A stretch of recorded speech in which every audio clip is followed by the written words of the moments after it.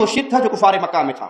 معاذ اللہ کفار کے معاملات پر قیاس کر لینا کہ وہ بتوں کو اللہ تعالیٰ کی بارگاہ میں وسیلہ بنایا کرتے تھے تو وہ بدطریق عبادت وسیلہ بناتے تھے۔ موت کے بعد بھی یہ سلسلہ جاری ہے کہ موت ہو جائے اور اس سے جا کر کہنا کہ حضرت میرے لیے دعا کرو۔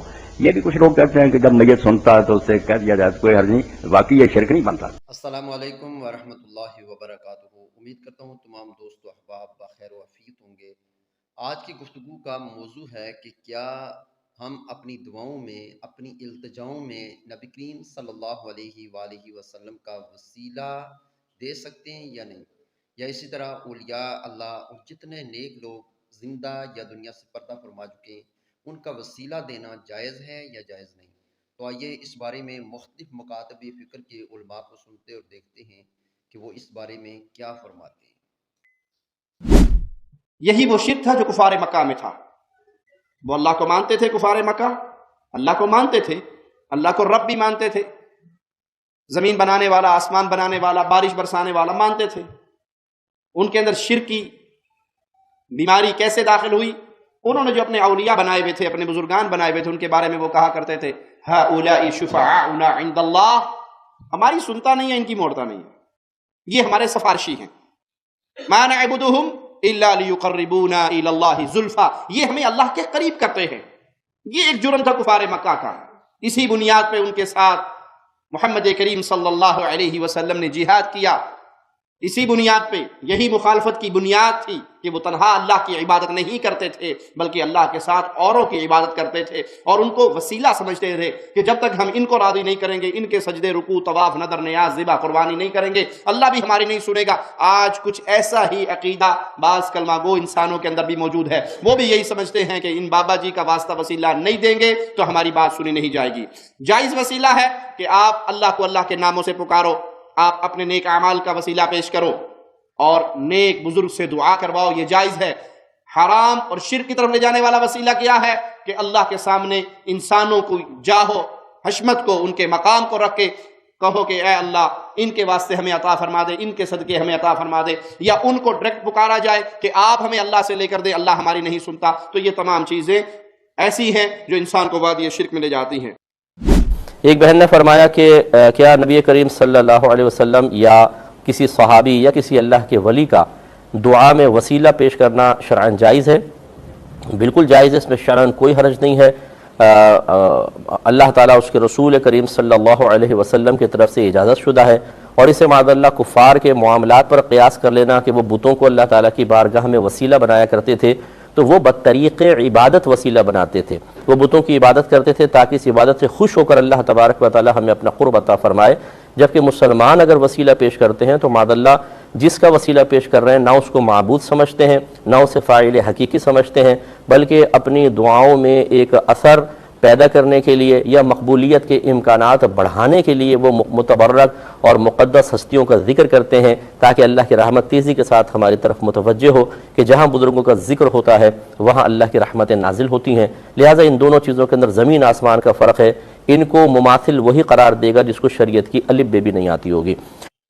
وسیلے کا مطلب اگر یہ ہے کہ مجھے چونکہ رسول اللہ صلی اللہ علیہ وسلم سے محبت ہے، یا میں چونکہ نبی صلی اللہ علیہ وسلم کا امتی ہوں اور آپ صلی اللہ علیہ وسلم اللہ کے محبوب ہیں، تو میں چونکہ نبی کا امتی ہوں تو اس لحاظ سے میں نبی کا واسطہ دے رہا ہوں کہ میرا بھی اللہ تو تھوڑا سا خیال کر، میرے اعمال اگرچہ ایسے نہیں ہیں لیکن تیرے محبوب کا امتی ہوں یا تیرے محبوب سے محبت کرتا ہوں۔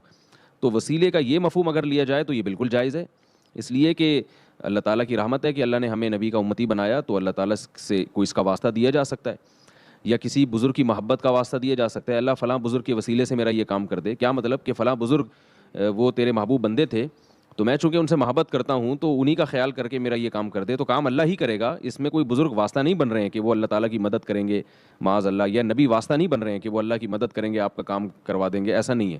تو یہ بالکل جائز ہے، اس میں کوئی حرج نہیں ہے۔ اور اگر وسیلے کا مطلب یہ ہے کہ اللہ نبی کے واسطے سے کام کرے گا، یعنی اللہ نبی کے ذریعے یہ کام کروائیں گے، یعنی نبی کو گویا اللہ تعالیٰ آرڈر کریں گے اور پھر نبی یہ کام کریں گے، تو یہ بالکل شرک ہے، جائز نہیں ہے۔ تو وسیلہ کے بارے میں ذرا بات مبہم نہ رہ جائے، ذرا کلیئر ہو جائے۔ میں چاہتا ہوں کہ لوگوں کے علم میں آ جائے صحیح بات، کیونکہ کچھ لوگ سمجھتے ہیں وسیلہ ہے ہی نہیں، کچھ کہتے ہیں وسیلہ نہ، تو وسیلے کا علی اطلاق انکار ہے، پھر ایسے کہنا وسیلہ نہیں، کافر ہی ہو جائے گا۔ ایک وسیلہ تھا جو دین کا اصل ہے، اس کے بغیر تو اسلام میں آدمی رہتا ہی نہیں۔ وہ وسیلہ ہے اللہ تعالیٰ کے رسول پر ایمان اور ان کی اطاعت۔ اللہ کو نہیں ہم مل سکتے، نہ اس کے حکم میں براہ راست ملتے ہیں۔ ہر امتی کے لیے لازم ہے کہ اللہ کے رسول کو سچا مانے، جو اس کی زبان سے حکم ملے ان کو اللہ کا حکم مانے اور اس کی اطاعت کرے۔ یہ تو فرض بلکہ سارے فرائض کی جڑ، یہ اس وسیلے کا کوئی منکر نہیں۔ دوسرا وسیلہ ہے دعا کا، کہ اس بزرگ سے دعا کرائی جائے کہ اللہ تعالیٰ سے دعا کریں اللہ تعالیٰ میرا یہ کام کر دیں۔ یہ زندگی میں تو سب مانتے ہیں کہ جب تک اس دنیا میں موجود ہے نا، اس سے یہ عرض کرنا کہ ہمارے لیے دعا کرو۔ رسول اللہ کی خدمت میں بھی لوگ آتے تھے، بیماروں کے لیے بارش کے لیے کراتے تھے، نیک کام ہے، اس میں بھی کوئی نقصان نہیں، یہ دعا کا وسیلہ۔ مگر موت کے بعد بھی یہ سلسلہ جاری ہے کہ موت ہو جائے اور اس سے جا کر کہنا کہ حضرت میرے لیے دعا کرو۔ یہ بھی کچھ لوگ کہتے ہیں کہ جب میت سنتا ہے تو اس سے کہہ دیا جائے تو کوئی حرج نہیں، واقعی یہ شرک نہیں بنتا، کیونکہ اگر وہ سنتا تو ٹھیک ہے، جب زندگی میں سنتا دعا کرے۔ اب بھی بات تو ہے کہ سننے کا کوئی ثبوت ہے، یعنی شرک وغیرہ سے اس کا تعلق نہیں، دعا کرانا جو ہے۔ مگر اس وجہ سے کہ یہ بات معلوم نہیں کہ اس نے سنی ہے، یعنی پہلے تو سننا مشکوک جھگڑے کی بات، اگر سن بھی لیا تو وہ آپ کا پابند ہے، کیا پتا اس نے کی ہے دعا، یعنی زندگی تو پتا لگتا آپ کا وہ کوئی محتاج ہے کہ آپ نے کہا اور ضرور بزرگ نے کر دی۔ یہ ایک خواہ اندھیرے میں تیر چلانے والی بات ہے، اور اسی لیے علامہ الوسی رحمۃ اللہ علیہ فرماتے ہیں کہ رسول اللہ کی قبر اثر سے بڑی قبر کوئی نہیں، صحابہ سے بڑھ کر آپ کا دیوانہ کوئی نہیں، وفات کے بعد نہیں ہے۔ خیر نہیں جا کر کہا کہ بارش ہمارے لیے دعا کریں، حضرت عباس سے کہا آپ کے چچا سے، یہ ٹھیک۔ تو میرے خیال میں بھی یہی بات ہے کہ دعا جو ہے نا یہ زندگی میں کرانی چاہیے، بعد میں اس کا سلسلہ نہیں، مگر شرک کفر یہ کوئی نہیں، کیونکہ کئی علماء سمجھتے ہیں اس لیے اس حد تک ہی رہے نا کہ میرے لیے اللہ سے دعا کرو، تو اس کو ہم نہیں زیادہ برا کہہ سکتے، کفر شرک نہیں ہے۔ حضرت یوسف علیہ السلام کو خبر ملی کہ میرے والد گرامی سیدنا یعقوب علیہ السلام کی بینائی چلی گئی، بھائیوں نے بتایا تو چاہتے تو دعا کر دیتے، ٹھیک ہے یا نہیں، کہ باری تعالیٰ میرے والد کی بینائی لوٹا دے، تو اللہ لوٹا دیتا، لوٹاتا یا نہیں لوٹاتا، لوٹا دیتا۔ یعقوب علیہ السلام خود ہی دعا کر دیتے، ان کا خود بھی دعا کرنا ثابت نہیں، بس صابر رہے۔ بیٹوں نے کہا کہ باپ کی بینائی نہیں رہی، تو یوسف علیہ السلام نے بجائے دعا کرنے کے، قرآن بتاتا ہے دعا کا کوئی ذکر نہیں، ہاتھ اٹھا کے اللہ کو دعا کرے، ہاتھ اٹھا کے اللہ کے حضور دعا کرے، اس کا ذکر نہیں ہے قرآن میں، بلکہ اپنا قمیض اتار کے دیا، فرمایا اذهبوا بقمیصی ھذا فالقوہ علی وجہ ابی یأت بصیرا، میرا قمیض لے جاؤ اور میرے والد کی آنکھوں پر، ان کے چہرے پر رکھنا، بینائی لوٹ آئے گی۔ اب کیا اللہ کا نبی شرک سکھا رہا ہے؟ اپنا قمیض بھیج رہا ہے کہ میرا قمیض لے جاؤ، میرے والد کے چہرے پر رکھنا، بینائی لوٹ آئے گی۔ نتیجتاً آپ کے بھائی آپ کا قمیض لے آئے، حضرت یعقوب علیہ السلام کے چہرے پر، آنکھوں پر قمیض رکھا، فلما ان جاء البشیر القاہ علی وجہہ فارتد بصیرا، اب قرآن کہتا ہے وہ قمیض ان کی آنکھوں پر رکھا، وہ بینا ہو گئے۔ اگر دو ہی طریقے ممکن تھے، دعا بھی کر سکتے تھے مگر دعا نہیں کی، اگر دعا کرتے تو یہ وہ متداول طریقہ ہے کہ ہر نبی کرتا رہا ہے، اس سے کوئی نیا حکم ثابت نہ ہوتا، ہر کوئی دعا کرتا ہے، دعا کا حکم تو عین متداول طریق ہے، تو دعا نہیں کی، ایک نیا طریقہ سمجھایا کہ میرا قمیض جا کے میرے باپ کی آنکھوں پر رکھنا، اور قمیض کے صدقے سے بینائی لوٹ آئے گی۔ اب توسل کا طریقہ اپنایا، دعا کا نہیں، قمیض بھیجا، قمیض وسیلہ بنا، بینائی لوٹ آئی۔ اور کیوں بھیجا؟ اس لیے تاکہ نبی جب بھیجے گا تو توسل کے لیے قمیض بھیجنا، توسل وسیلہ کروانا بھی سنت بن جائے، اور نبی کے قمیض سے وسیلہ کرنا بھی سنت بن جائے۔ وسیلہ بنانا، اس سے کیا مراد ہے؟ یعنی اللہ تعالیٰ سے دعا کے لیے وسیلہ بنانا جائز ہے۔ وسیلے کی ایک شکل ہے کہ اللہ میں واسطہ دیتا ہوں تجھے تیرے نبی اور محبوب محمد کا صلی اللہ علیہ وسلم کہ میری یہ دعا قبول فرما لے، یہ کوئی شرک وغیرہ نہیں ہے۔ اگرچہ اہل حدیث حضرات کا موقف یہ ہے کہ وسیلہ اور واسطہ دعا میں صرف زندہ شخصیتوں کو بنایا جا سکتا ہے، فوت شدگان کو نہیں، اس کے لیے بڑی دلیل ہے ان کے پاس۔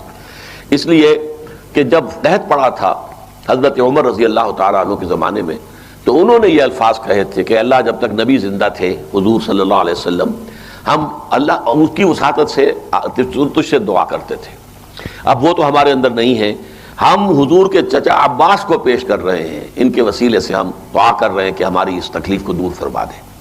تو گویا کہ توسل جو ہے دعا میں وہ تو ثابت ہو گیا، اور اس لیے اس کو تو شرک کہنا جو ہے وہ تو پھر کوئی اگر کہتا ہے تو بہت بڑی زیادتی ہے۔ یہ البتہ کہا جا سکتا ہے کہ کسی کو وہ اچھا نہ لگے، یعنی جیسے میں نے نظر کے بارے میں کہا تھا کہ میری طبیعت اسے قبول نہیں کرتی، اللہ کے ساتھ اس طرح کی سودے بازی کیا کرنی ہے؟ جو نیکی آپ کر سکتے ہو آپ کیجئے، اللہ سے جو مانگنا ہے مانگیے، ان دونوں کو انٹرلنک نہ کیجئے کہ اللہ یہ کام میرا ہو جائے گا تو میں یہ 100 نفل پڑھوں گا، یا یہ ہو جائے گا تو میں اتنے غریبوں کو کھانا، یہ کام نہیں ہے، یہ درست نہیں ہے، اگرچہ جائز ہے لیکن بس میری طبیعت اسے پسند نہیں کرتی۔ اسی طرح کا یہ معاملہ توسل جو ہے، میں یہ سمجھتا ہوں کہ اللہ سے براہ راست مانگیے، کسی بھی ہستی کا یہ مقام نہیں ہے کہ اللہ تعالیٰ سے کسی درجے میں وہ بالا تر ہو اور اس کے حوالے سے کوئی بات کی جائے تو وہ ٹال نہ سکے، معاذ اللہ۔ البتہ یہ کہ اس کو شرک یا حرام نہیں کہا جا سکتا۔ 6 وسیلے ہیں جو مشہور ہیں، 5 ثابت ہیں۔ سب سے پہلے اللہ کے اسماء کا وسیلہ، وَلِلَّهِ الْأَسْمَاءُ الْحُسْنَى فَادْعُوهُ بِهَا، اللہ کے ناموں کے ذریعے اللہ کو پکارو۔ دوسرا وسیلہ ہے کوئی شخص اپنے نیک اعمال کا وسیلہ پیش کرے، وَاسْتَعِينُوا بِالصَّبْرِ وَالصَّلَاةِ، جس طرح کہا گیا ہے نماز اور صبر کے ذریعے اللہ کی مدد چاہو۔ المدد یا نماز، المدد یا صبر نہیں ہے، یہ سارے دھوکے مفتی اکمل صاحب نے ختم کر چڑھے کہ جی آپ نماز اور مدد چاہو، کس کی مدد چاہو؟ آگے ان اللہ مع الصابرین، اللہ کی مدد چاہنی ہے، اللہ صبر کرنے والے ساتھ ہے۔ تیسرا وسیلہ ہے، یہ تو نیک اعمال کا ہو گیا، اس میں وہ بخاری مسلم حدیث ہے 3 لوگ غار میں پھنس گئے تھے۔ تیسرا وسیلہ ہے جنت میں ایک مقام ہے الوسیلہ، آپ صلی اللہ علیہ وسلم کی بخاری مسلم میں حدیث ہے جو اس مقام کے لیے میرے لیے دعا کرے گا، اذان کا جواب دے، درود شریف پڑھے تو میری شفاعت اس کے لیے حلال ہو جائے گی، وہ مقام میں وسیلہ ہے۔ چوتھا وسیلہ ہے نبی صلی اللہ علیہ وآلہ وسلم کے تبرکات کا وسیلہ، بخاری مسلم میں آتا ہے آپ کے کرتا مبارک کا دھون صحابہ شفا کے لیے لے کے جاتے تھے، بال مبارک کا دھون، میں نے ساری حدیثیں بخاری مسلم سے بتائی ہیں، ٹھیک ہے، 4 وسیلے ہو گئے۔ 5واں وسیلہ ہے جو بندہ زندہ ہے، آپ کے سامنے موجود ہے، آپ اس سے جا کے دعا کروا لیں، جیسے صحیح بخاری میں 10 نمبر حدیث ہے، اے اللہ جب تک تیرے نبی ہمیں موجود تھے، سیدنا عمر کہتے ہیں ہم ان کے ذریعے تیری طرف توسل اختیار کرتے تھے، ہم نبی کے چچا کو آپ لے کے آئے ہیں، ان کی دعا کی برکت سے پھر وہ بارش نازل ہوگی۔